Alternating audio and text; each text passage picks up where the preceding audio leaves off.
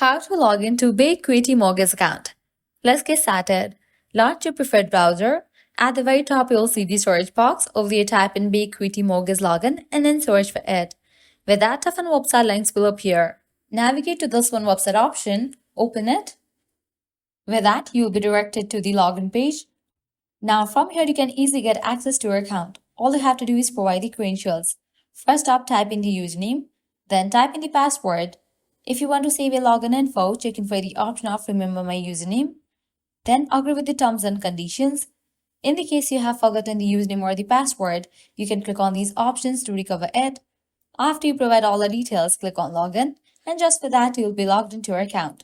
If you haven't created your account yet, click on this option and go through the registration process. So this way you can easily log into Bay Equity Mortgage account. If this video was helpful, don't forget to like, share and subscribe to our channel. Thanks for watching.